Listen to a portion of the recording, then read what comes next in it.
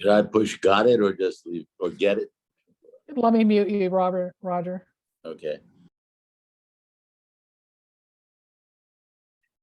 Well, hello, everyone. It's so great to see you again. My name is Alice Hutchinson, for those of you we have not met. And I'm the owner of Birds Books. We are located on Greenwood Avenue in Bethel, Connecticut, directly across the street from the Bethel Public Library. We carry only new titles, bestsellers, independents, favorites, poetry, children's, along with greeting cards and gifts. Tonight, we welcome Roger Rosenblatt back to Birds Books to discuss his newest book, Cataract Blues. I have asked Roger to read from the book, and I will ask some questions, and that will be interspersed with readings. And then I hope to take questions from you as well. We are recording the evening, and it will be available on our YouTube channel by the end of day. But first, some introductions. And I want to start with the illustrator, because Jules Feiffer's illustrations in this book are integral to the personality and the character of the book. Jules Feiffer has won a number of prizes for his cartoons, plays, and screenplays, including the Pulitzer Prize for editorial cartooning. Among the books he's illustrated for children are The Phantom Toll Booth, Some Things Are Scary, and in collaboration with his daughter, Kate, Henry the Dog with No Tail, and No Go Sleep. He is the author and illustrator of Bark, George, I Lost My Bear, Meanwhile, and The Man in the Ceiling. Now I'll introduce our guest of honor. Roger Rosenblatt is the author of 5 New York Times notable books of the year, 4 times bestsellers, and 7 off-Broadway plays. Among his honors are 2 George Polk Awards, the Peabody, and an Emmy for his essays at Time magazine and on PBS. The Briggs Copeland appointment in the teaching of writing at Harvard, a Fulbright to Ireland where he played on the Irish international basketball team, 7 honorary doctorates, and the Kenyon Review Award for Lifetime Literary Achievement. Though he can't read a note, he still hopes to land a gig playing jazz piano in any time, anywhere. Please welcome to the screen, Roger Rosenblatt. Hi, Alice. How are you, Roger? Let me, nope. Add spotlight. How have you been? I've been very well, thank you, and I hope you have too. I have too, and I just want to remind anybody who may or may not have heard the story that I met you when in the middle of the pandemic, when we put together a virtual event for Cold Moon, which was your last book, which I still love and I still recommend to everybody here in the room. So if you don't have a copy of Cold Moon, I can help you with that. But this book is a stunner and I absolutely love it. And I do want to talk to you about how it came to be and how you put it together with Jules Feiffer and the story, basically the story of the creating of this book first. Sure. Let me start with Jules because he's such a gift to everybody for everything. It's a gift to me for a lifelong friendship. But it was a pure, beautiful accident. I had a retirement party from my professorship, and Jules showed up. And Jules has been ill and infirm, and sure enough, Jules showed up, strong as can be, in wonderful voice, talking to everybody, and it was just great to see him. And around the same time, Bill Naricio, who is the publisher of Cataract Blues for San Diego State University Press, said, "Would you like illustrations for this book?" And I said, "Yes, but they'd have to work. It's not an easy book to visualize." And at that moment, I thought, well, do you want me to ask Jules? He, of course, said, "Boy, do I." And Jules jumped at it and said, "Yes, I would love to do it."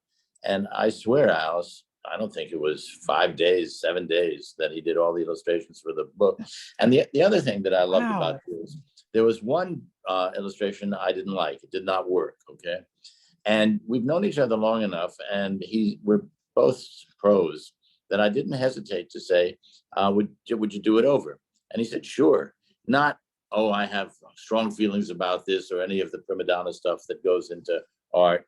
not a bit. You don't like that? I'll give you something you do like. And then he turned out something that was just wonderful.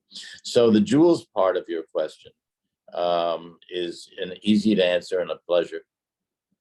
And we sustain our friendship. And I was very grateful to the New York Times for asking me to write about that friendship and that cooperation or that partnership in this book, so that I could, again, in that large forum, say how much I owe him and how wonderful it was to work with him. The book itself, I can't tell you. Books to me just wander into the house. I don't make any calculated plan as what I'm going to do when, or to put it more honestly, when I do make such a calculation, it fails. And I'm just wasting time. I've wasted a year on a calculated book that I thought would be wonderful because I have so many ideas, etc. For one thing, I don't have so many ideas. I'm not really that smart, but I do have a sense of things, a poet's sense of things, probably a musician's sense of things. And when something strikes me, then, and I start to follow it, then usually it turns out well. And what struck me first in writing Cataract Blues was a story that my cataract surgeon, Dr. Charles Cole, told me when I was in his office. And once I heard this story, then things started to take shape. So, Alice, should I read just this one section? It's on Charles Cole and the use of sticks Absolutely. in the African village in Tanzania. Charles Cole, my cataract surgeon, travels the world using his skills in the neediest places. In Africa, he tells me, the cataracts are so thick, they form a black shield over the eyes. Villagers who suffer cataracts are legally blind and need to be led around by sighted people who hold one end of a stick, as the blind person holds the other end. The sighted person leads the blind one by gently pulling the stick in the desired direction. In the villages where Dr. Cole has worked his magic, there are piles of discarded sticks outside his clinic. These piles of sticks become accidental monuments that may remind the villagers of the times that so many of them were helpless and helpful to one another. Such transactions speak for the beautiful gestures people are occasionally capable of. The blind man at the short end of the stick had to imagine everything around him, though the help he was given was real. He even imagined the appearance of his helper. By necessity, he saw inward where the vistas are illimitable. He was helpless, but he saw. Once cured and seeing, what did he think when every day he passed the village piles of sticks at the clinic? Relief and gratitude only? Wonder at Western science? Dazzlement at all he could newly see? Or a pang of longing? So once I speculated as to what they were thinking in those villages and had that wonderful image, which Jules made beautiful in a drawing in the book, of people being led around by sticks and leading each other and helping each other, which is really the essence of it. Once I had that in my mind, then I just held it. Sometimes I saw, so cradle an idea and see if anything comes of it. Around the same time, I was reading a dissertation on a poem, an Irish poem, that talked about ancient Irish soldiers hearing what the poem called a secret music. And the poet was talking about all the battles that the ancient soldiers had lost. And he said they lost the battle, not because they didn't have the right weapons or the right strategy or the courage or any of the things that go into battle, but because they heard, he said, a secret music. And that music reached them and taught them pity and peace, And now I was on my way. I had something invisible in the sticks, and I had something inaudible in the secret music, and I had mystery. Okay, and mystery then became one of the poles of or the pillars of the little book. And then I started to think of memory of our daughter Amy and other memories, but principally of Amy. And then the color blue. And the color blue came into my life thanks to Dr. Cole with such force and such melodramas and spectacular shapes that it's as if I never saw it before, never saw the color before. And towards the end of the book, I'll just read this too, and then we'll talk without my reading. But this gives you an idea of the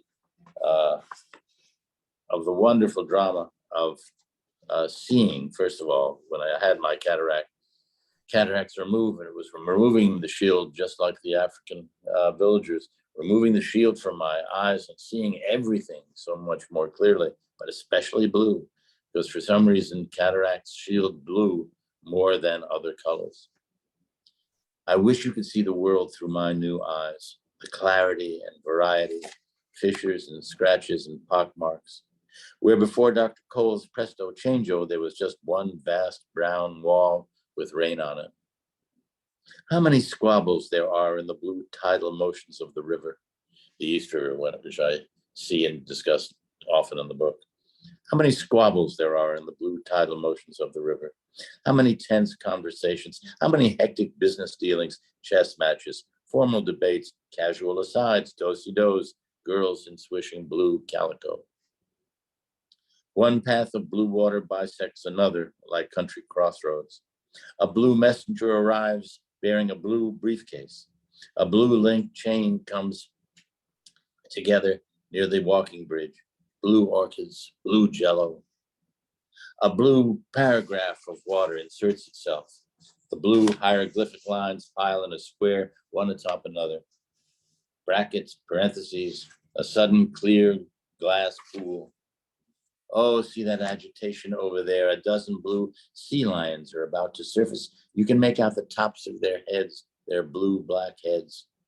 I can see everything, nearly everything. I have a question for you. Please. One reviewer stated, and I read all the reviews of your book, and I also read all the wonderful blurbs on the back from so many talented authors. One reviewer stated, in his past few works, it's clear that Roger Rosenblatt has invented a new genre, part poem, part memoir, part dream. What would you call this form if you even have a name for it? I don't have a name for it, but that description is what I would have wanted to hear, because it's exactly what I'm doing. I'm not a poet. I have sort of a sensibility of a poet, and I have a sense of rhythm of a poet, of certain poets. But real poets are a wonder to me, and I know so many whom I love and admire. Grace Schulman, Lloyd Schwartz, on and on, dear friends and great, wonderful poets, and I could just read their works all night. I'm not that sort of poet. I'm sort of a, I think I play poetry the way I play the piano, by ear. And I'm not bad, but I'm not great. And the effect in the writing turns out to be okay. That turns out to be pretty good. Ideas find their way into the rhythms of the lines, and it's also a tremendous amount of freedom. I do wonderful Francine Prose, one of the great writers in this country, talked about my agile mind at one time, and then I thought that's about right. You know, I don't think it's a great mind, but I do think it's an agile mind, and I can move from thing to thing, from tune to tune, from key to key, and write, and that's the way I write. So that description, whoever gave it, is to my lights right. Well, it sounds like there's a lot of stream of consciousness. Do you make lists? How do you lay it out? How do you go from little point to little point, or did it just all flow from beginning to end? Well, it doesn't really flow from beginning to end. It flows from beginning to a point, and then I go back, and I don't want to make it seem too mystically wonderful, but I don't make a strategy about it. And when I call this book "Running the Keyboard," which is a term that I gather I invented, that's exactly what it is. I am sitting at the piano, I'm just going, and I'm various chords, various songs, various tunes as I move along the keyboard and see what the sound it is that I create. I have ostinatos, that is repeated themes in Mystery, Memory, then The Color Blue. And that stays solid throughout the, fixed throughout the book. And I end the book on Memory, on Amy. But I try to give equal time to all three pillars. Sticks and secret music, which you describe using the word alchemist or alchemy. What do you mean by that? The secret music? I have no idea. The alchemist part, the change part, Well, all writers are alchemists. There's remember alchemists were frauds. So all writers are alchemists to some extent. We have something, we make it into something else. It looks like gold, and every once in a while it actually turns into gold, and that's a kind of wonderful miracle and mystery. But I think most of writing is alchemy, and it's one of the reasons that all writers, all the good writers I know, among whom I include myself, like doing it. I like writing. I know there are writers who don't, but I like it, and I would, I just do it. As I describe myself in this book, I'm like a beaver with wood. Nobody asked for the dam. It may actually destroy irrigation and drown a village, but that's what I do. I build the dam. You want to read some more? Sure. Let's see what this is. What we got here.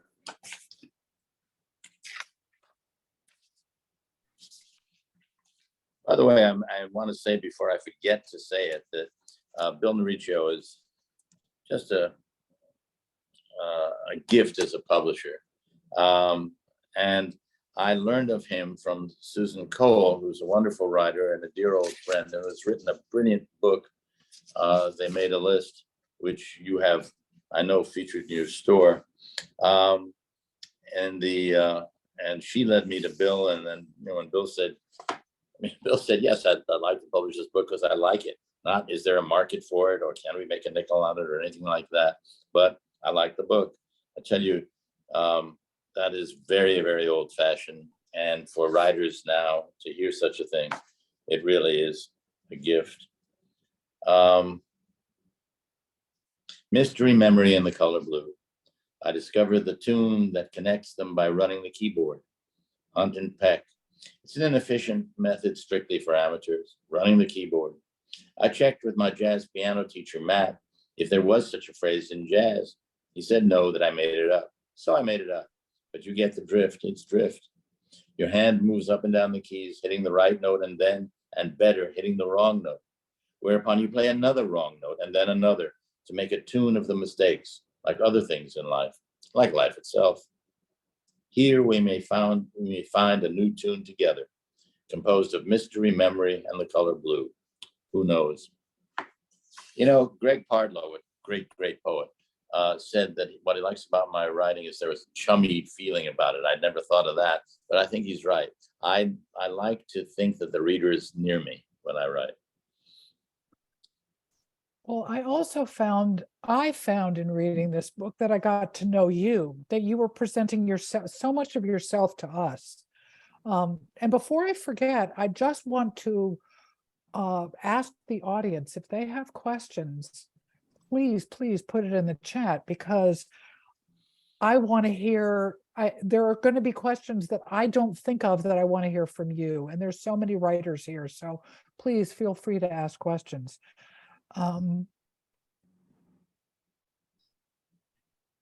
What was I talking about? I just went off the rails. I do that all the time. Oh my gosh.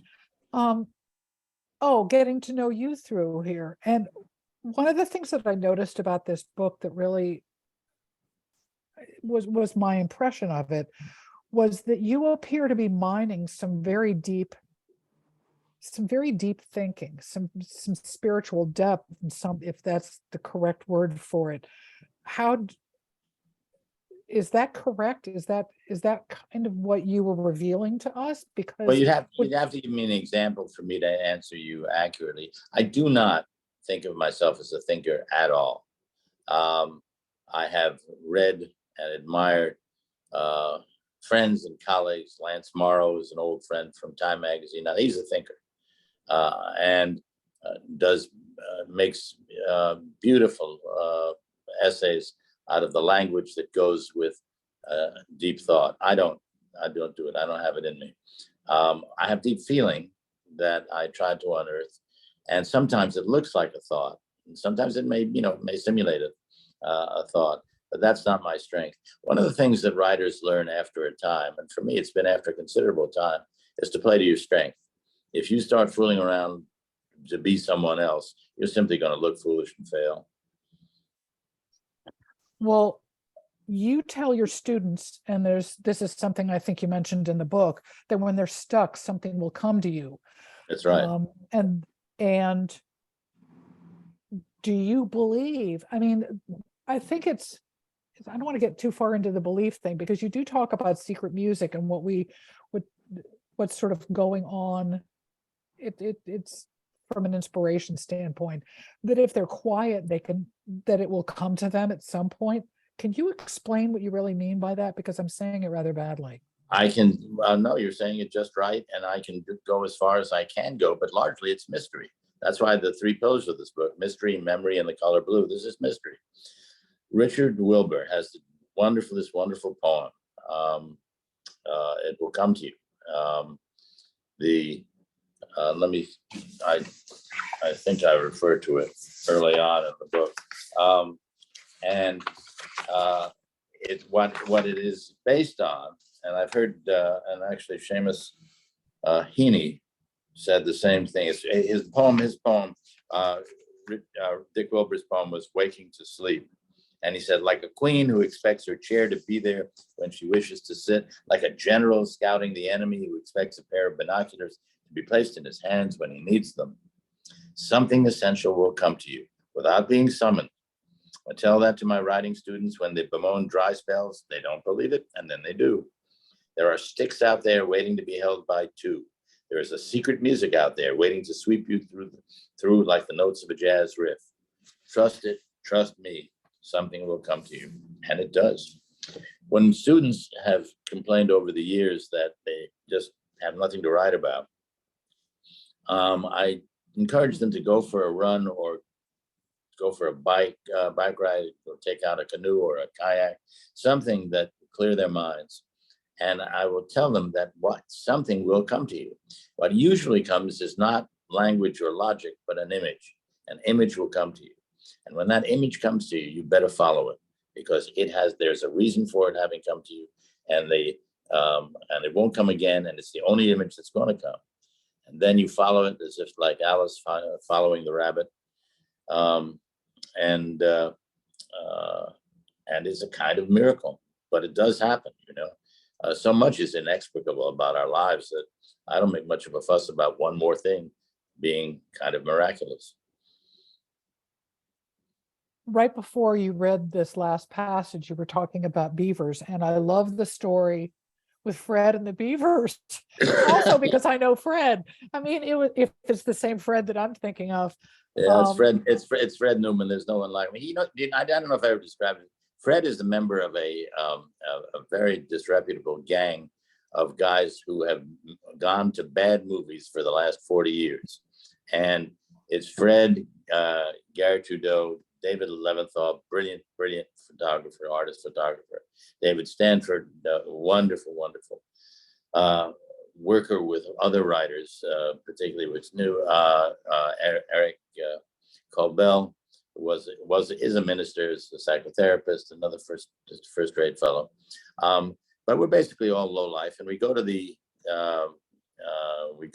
movies once a month, or we did when we were able to go to movies. Very bad movies that we can. And Fred is right at the center of this group, Fred Newman. Fred is also known as the fellow who does these remarkable sound effects for Garrison Keillor. And every once in a while, I'll pick up the phone and a dog will be calling me, so I know who it is. Well, anyway, you all who have not read the book can look forward to a wonderful story about the beavers in Fred's backyard. Um, one of the quotes that I heard mentioned about your book too is Roger writes to amaze himself. Your You know, thoughts that's on? not bad. And if you read that quote as something, of something self-congratulatory, Oh then no. it's not right. But if you read it that Roger is easily amazed, or Roger looks to be amazed, that is true.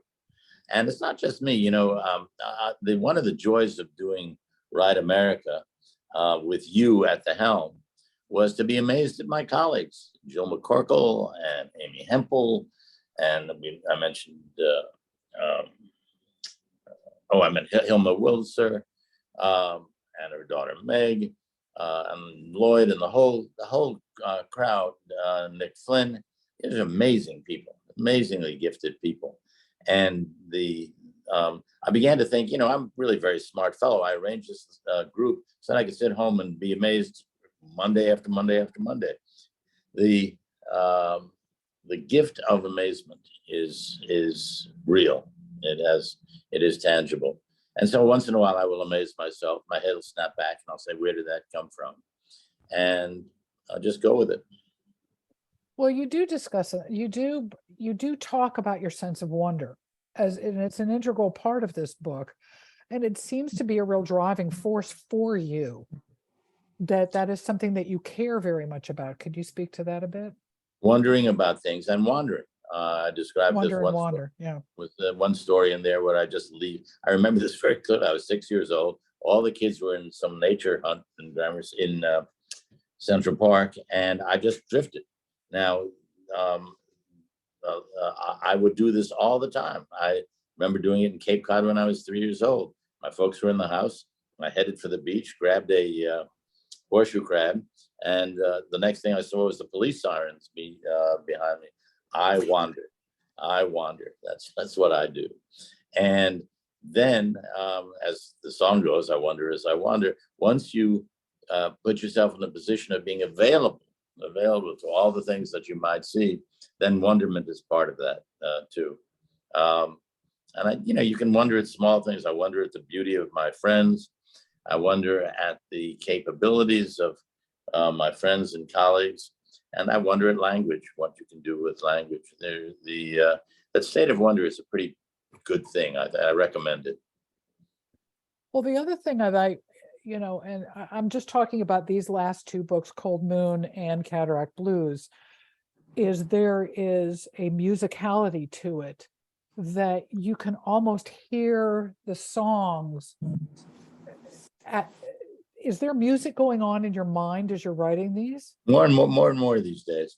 I started playing the piano when I was 4 years old. I had an ear for it. That there were three women upstairs who used to take care of me while my mother was teaching and my father was away as a doctor. So these three women took care of me: Miss Prescott, Miss Jordan, and Miss Cutler. And they had a grand piano. And when Miss Jordan came home in the late afternoon, she would play. And one afternoon, she played the Blue Danube, and I sat down and I played it, having heard it. They made a big fuss over it because it was kind of like a parlor trick. But in fact, I wanted to be part of the music that she was playing, and that's why I learned to do it. I was the bane of the existence of teachers after that, because I refused to learn to read, in the sense because I could hear it before they taught it to me to read. And as a result, I'm a fair piano player now, but I'm nowhere near as good as I could have been had I done it the right way.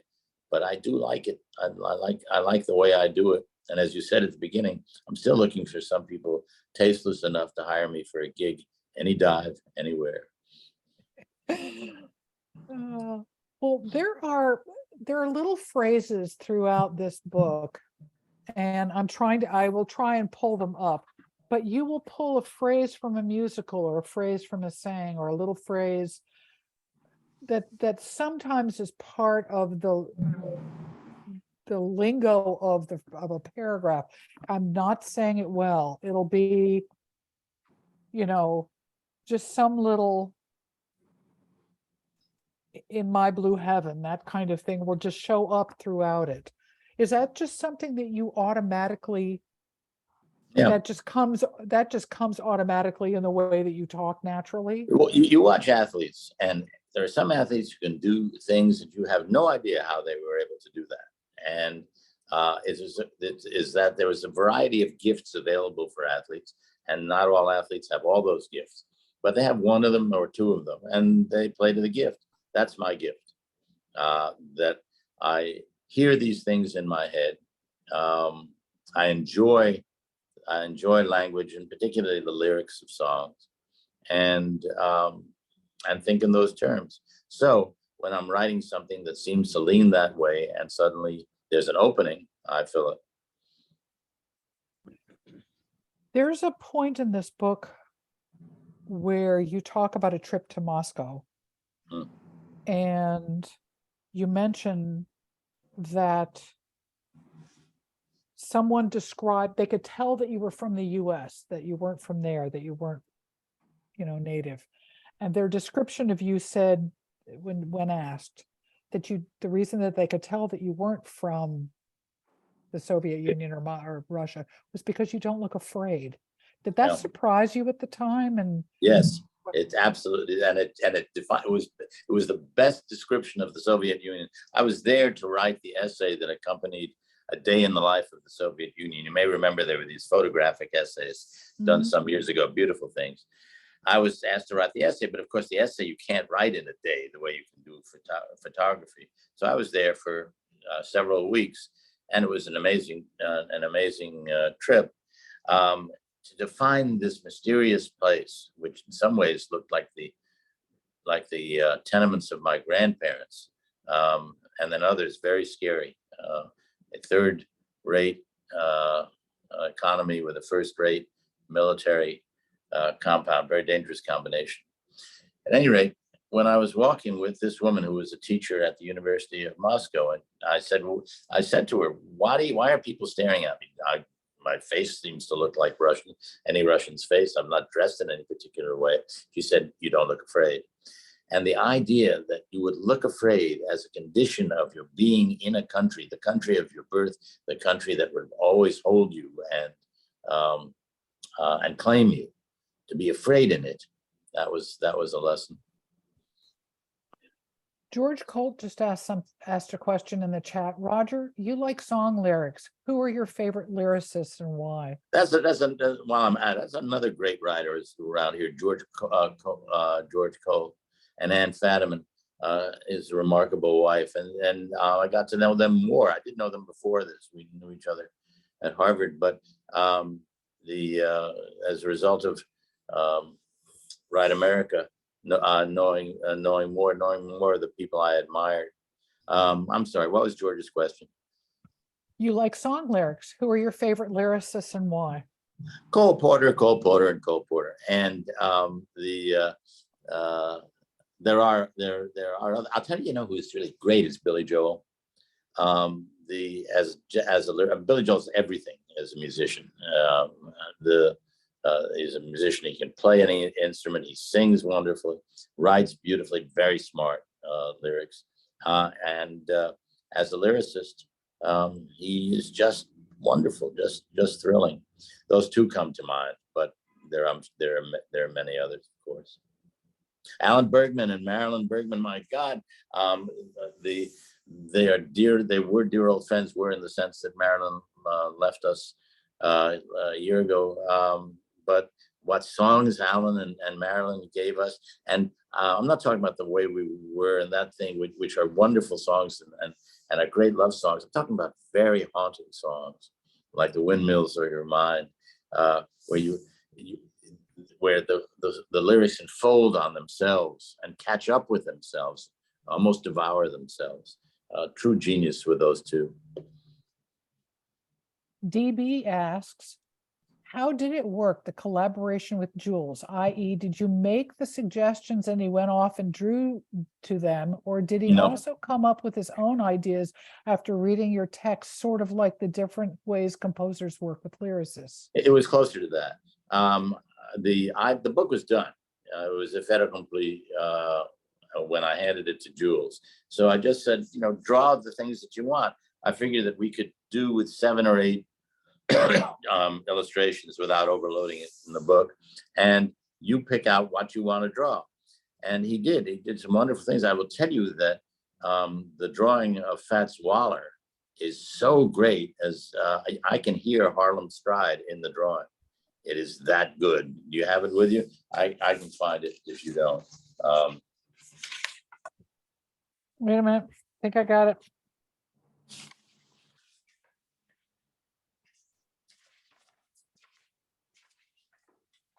I know. All of it's fabulous. Here he is. Here's Fats. Look at the fat man. You can hear the music.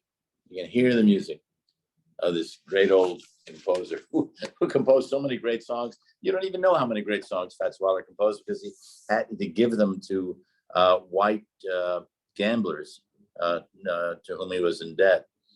But Jules sees Fats Waller, right? And Fats Waller only occupies a couple of paragraphs in the book, but he's here, he sees it, and his imagination seizes the idea of Fats, and out comes this beautiful drawing and all the others. So no, I did not guide him towards, and I can't remember saying, draw this, draw that.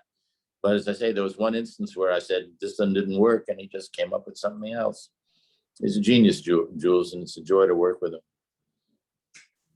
There is a little poem in here by James Solomon. I'm assuming this is your grandson? Yes, it is. Blue. Blue is Blue. ocean. Go ahead and read it. It's on page 18. Thank you for mentioning it.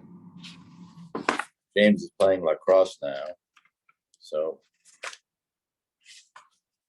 you can see that he's a much more violent character than wrote this poem. He wrote this poem when he was 9, and you have to remember that Ginny and I lived with our grandchildren from, it was 7.5 years. So James is just born, well, not just born, he was just almost not quite 2 when Amy died. And he was everything to us, because he was the littlest one. I would carry him, I would change him and carry him down for breakfast and give him toast, as in making toast. And he would come up with things that surprised you. You talk about the mystical aspects of living. Where did that come from? And he writes this. So it was blue, right? And my book is about blue. And we found this, Ginny found this poem. Blue is ocean waves in the sea. Blue is the sadness in us. Blue is the sparkling water. The sadness in blue can never be changed, but you decide when to put it away. And that, both the bravery and the maturity of that thought, is James. All the children were and are remarkable. And he wrote this poem, which we held, and then it fit in. It's another thing about writing. I always encourage writers, just hold on to everything. You never know when you're going to use it. Another question, another statement in the chat by Alice. I see that beautiful blue colorscape painting behind you. Is that something you acquired after the cataract surgery? No, but it's such a good question. No, I went down to Soho to get Ginny a birthday present, because Ginny loves the ocean and she loves to take pictures of the ocean. She takes gorgeous pictures of the ocean. And we lived near the ocean for many, many years, for 25 years. So I wanted to find a painting, and a young woman opened the trunk of her car and unfurled this painting. And I just thought, oh yeah, I know. And I said, and it was so funny. And I said, how much for it? And I could tell that she was giving me a price that she never thought she would get, and when I said, sure, she was happy, I was happy, and there's the painting. It's a great painting. There's, on page 25, you just make a statement of life is old age. Is there an aspect of that you can clarify? Let me see, page 25. It was page 25.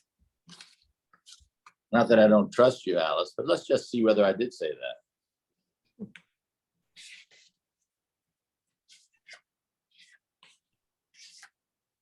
I wrote it down that way, so it must be right. Must be right. Page 25. Oh yeah, the biggest surprise in a man's life is old age. That's Tolstoy. That's what Tolstoy said. And the only reason that men are surprised by it is because we're stupid. Women aren't surprised by old age. Women just, say it that naturally. These are the stages of life. I can walk a little slower. It takes me a little harder to breathe, etc. And that is because I understand what Marvell called the vegetable love of my life. I grow. I am a plant. I am a thing. I'm an alive thing, and so old age will not surprise me. But men naturally are surprised by old age because we're always young and we're always wonderful and we're always handsome. The the biggest surprise in a man's life is when he starts to get out of his upholstered chair, sees that he can't do it, and falls back on his ass twice, forever. My grandmother used to groan when she would hoist herself out of a chair. I do that now, not every time and not always noisily, but the sound is definite. The body's protest against having to stand up or against being unable to stand up gracefully. Once up, I walked past the TV where a man clearly younger than I is praising a pharmaceutical product that has allowed him to be sharp again. You see, he had noticed he wasn't as sharp as he used to be, but now, thanks to this pill, he has his old sharpness back. He is shown walking hand in hand with his wife, one presumes, on a beach. They both look very sharp. The local grocery store offers a choice of methods of entry and exit. One may take through the 3 stairs or the ramp. I always take the stairs to prove that I can do it. To whom? When my right eye joined my left eye in perfect clarity, I felt renewed, quite young again. Blue skies are going to clear up. I'll put on a happy face. And that demonstrates what George was saying before. If a lyric occurs to me, I'll write it. On 51, right in the middle of the page, you said, I often wish we spoke only in sign language, whether we could hear or not. And it succeeds. In dreams begin responsibilities. I mean, I wanted to kind of understand I think I understand it, but I'm not going to interpret for you. I'm not sure I ever understood that. In dreams begin responsibilities was Yeats, and then later, I forget the novelist, the quirky novelist who said even the paranoids have enemies. But if I did understand it, did I write about it in the book?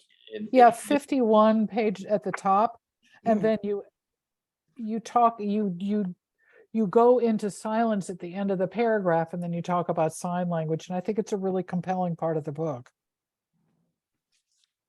Well, if it's compelling, Alice, I better look it up. I think you better read it.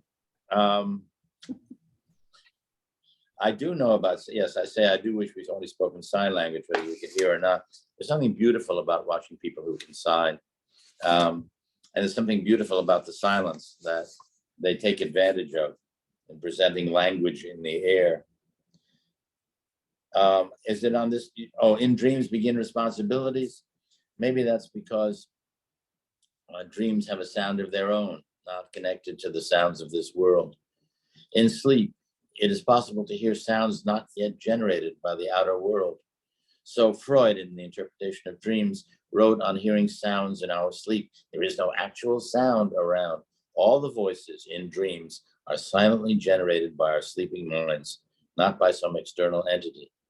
And I always find that just fascinating. We are not hearing anything in our dreams. We're hearing the memory of sound that our brain gives us.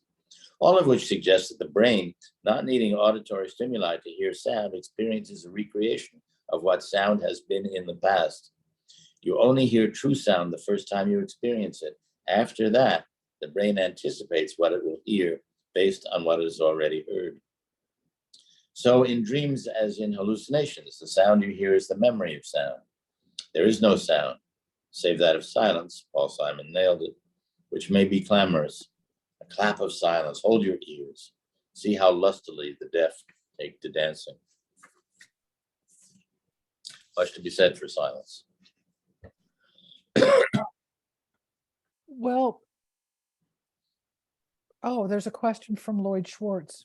What about movies? What are your favorite bad movies, and what are your favorite good movies? Well, the meatheads have lived with bad movies for so long, and we don't like to pick favorites because then it's like children, and the bad movies get upset and they send in notes. But I will tell you, there was one time we usually sit 3 or 4 rows from the front. This isn't because we want to; it's because Gary Trudeau wants to do this, and so he plants himself there, and then we sit with him, ruining our necks, ruining our eyesight. We usually went to the theater about 5 minutes before the movie would go to HBO. They were so bad. So there would be half a dozen people at most, others in the theater. And there was one time there was a sweet-looking couple sitting a few rows behind us. And I turned and I said to them both, "Look," I said, "we tend to make a lot of noise during the movie. So if you are here to actually enjoy the movie, I suggest that you move further back." And the woman said, "Fine, thank you. We'll see. We'll see what happens." So the movie was with George Segal. You remember him?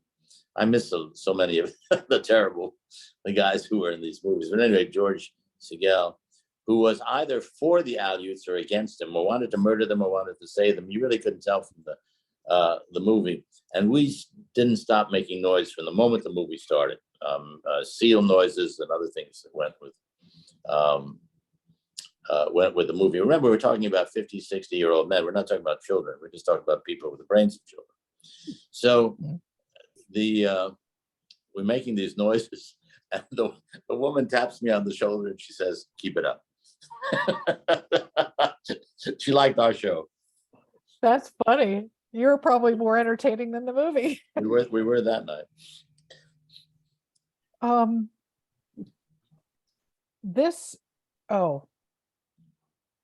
Susan's iPad asked the question: does your being a great writing teacher make you at all uncomfortable, too self-aware of craft when you are writing? No, I only became a good teacher when I learned to give myself totally to the students.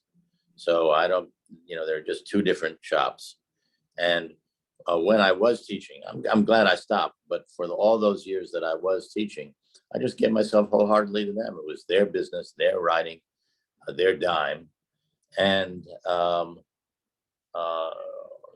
the affection that you feel for your students also is allowed free rein in the sense of just loving their enthusiasm and loving their sorrow and loving their failure and loving their occasional success.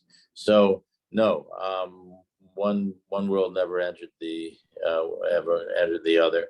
I've never written about students either. You miss teaching? No, I did it for 60 years, Alice. Count them. That is 60 years ago I started. I was at Harvard when I was 22. That's when I started to teach. And then I taught there for quite a while, and then I didn't teach. And then I taught at Georgetown for a few years, and then I didn't teach. And then I taught at Columbia for a few years, and I didn't teach. And then at Long Island University when I came out to the island. So the number of years is considerable that I've done it. But I think I only got good at it in the last 15, 20 years. Do you care to share with us if you're working on something now? Yeah, I just finished a book this morning, now that you asked.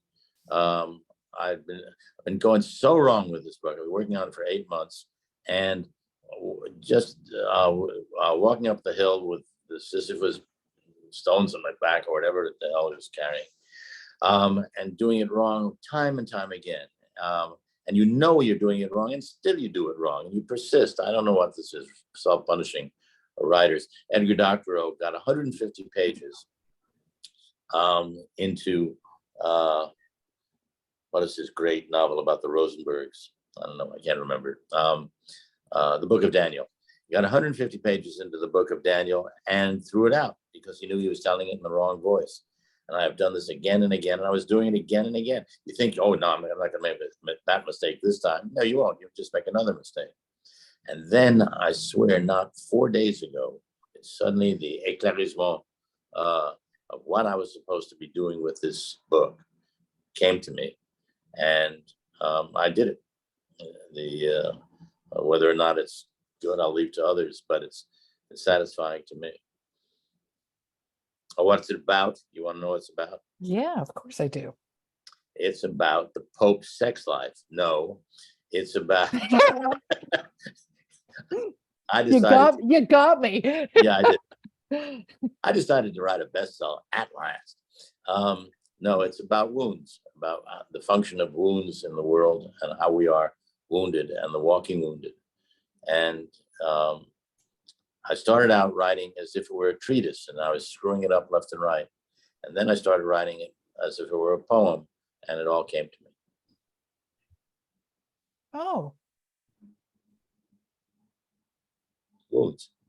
well, that's the silence that you've been talking about, the waiting, that waiting that you've talked about throughout the book, about sort of that, about the silence. Is that what you, yeah, that's what I figured. I stopped. I was getting it all wrong. I waited, and then it came to me. Here I am just sort of getting lost in my thoughts, and I can't do that right now. I know that there's more to explore in discussing the color blue, but I think that that's the gist of the book. I think for people that have read it, I had never really thought of blue in so many different ways. And neither had I. I had neither. I want to tell you something about Bill Noricchio, the publisher of this book. Here's how much care he took. First of all, he published the book with French flaps. I don't know if you know what that means. That everybody does, but it's this. It makes an artifact of the book. It's not a paperback. Yes. And it's very finished looking. Very finished, exactly. And then he took the trouble to look at what blue jewels he was using in his drawings, the exact blue, so that he could make that blue on the cover and throughout the book. He took that kind of care, for which I was very grateful. And then there's the blue of the inside page, and the blue but blue is a discovery. It's part of the mystery of the book. And how these things go together, I can't tell you, but mystery, memory, and the color blue, that's what the book is about. And one way or another, I try to marry them. Well, it's a spectacular book, and I'm glad it's doing so well. I did put our link in the chat. We do have signed book plates. So this is a shameless commercial for this book. If you don't have it, you have to. There's just no other way to look at this. I did want to ask you one question as we're winding up an hour, actually. This episode bookends our Write America series, because I met you with Cold Moon, Right. which led to doing a 1.5 years of author visits. And this is sort of a bookend for me. And I found myself getting very wistful about it, because I didn't want it to kind of complete our ability to kind of connect anymore, because I really think that we're fast friends. So I just wanted to put that out there, that it's been a wild ride for nearly 2 years with other authors, but you dropped yourself into a number of episodes and read from this. But the complete this has a rhythm to it that, do you still hear the music of it afterwards? Oh, that's interesting. I think if I read it again, the music comes back to me. It doesn't stay with me. It's something else. And generally, I don't think I'm alone in this. I don't like reading something I've written once it's published and once it's there. I go on to something else. It's not that I don't think it's worthwhile. It's just it feels like walking backwards. But if I get into these passages that you mentioned, I will hear the music. I will hear the music again. But I have a new book, and I have new music. And all of the Write America was, in a sense, that experience for me, the music of that experience. Every week, you would be on, so beautifully, leading my colleagues and my friends and my new friends and total strangers. A great many of the writers in Write America I never met before and I haven't met since. And yet they all kind of created a natural friendship based both on their talent and on their natures, on their dispositions. I was mentioning Jill McCorkle before. I've never met Jill. I feel very close to her. Emily Bernard, same thing. Wonderful writer. And commended to me by Anne Fadiman, the sublime writer, who will then find others. In other words, in some odd way, Write America defied all the things that are usually said about writers, that hate each other and they're going to knock each other off and do their best to belittle each other. Instead, all I saw was one writer supporting another and loving another and finding wonder, to use that word again, in one another.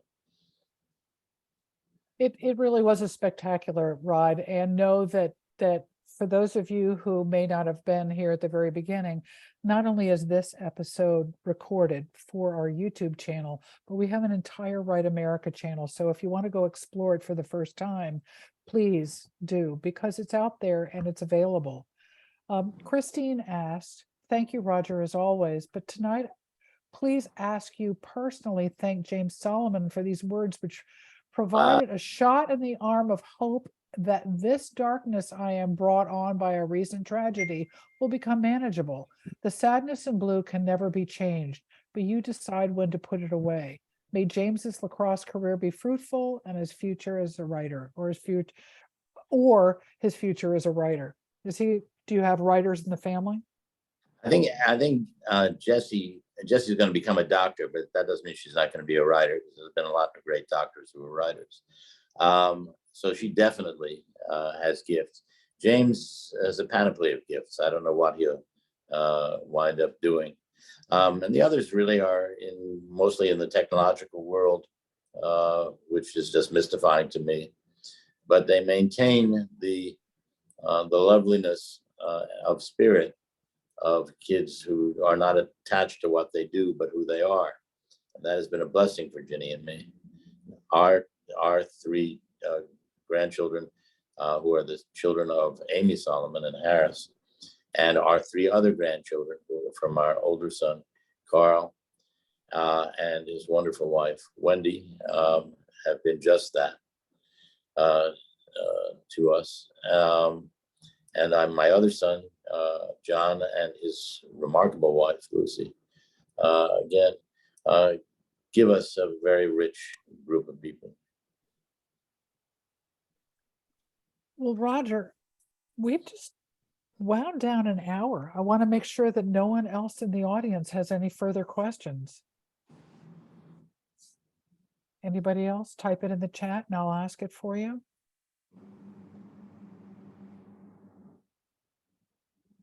I feel complete. Do you? That'll be the day. Well, Susan says, Roger, I can't wait to read the book. Already ordered it. Thank you for your gift and goodness, Susan Isaacs. That's the Susan iPad that we talked to. God bless Susan Isaacs. Talk about a wonderful writer and a wonderful, especially one of the funniest people who ever lived. Susan Isaacs. Well, you're going to be disappointed if you order the book, because I haven't even turned it into my agent. But I will be sure that there's this book. if there's that book, order 20. And we have them. So, Roger, thank you. There is nothing else to say except thank you for writing this book. Thank you for sharing it with us. And thank you for getting on the line with me, because I have thoroughly enjoyed this evening. It's been a wonderful company and a wonderful discussion. So I always count my blessings, among which you are a star. I'm very lucky that we met, very lucky that we worked together, and thank you for talking to me tonight. Of course. Folks, it's been a pleasure. Please tune in again, and this will be available to rewatch. It's just been a wonderful evening, so I appreciate it. Take care.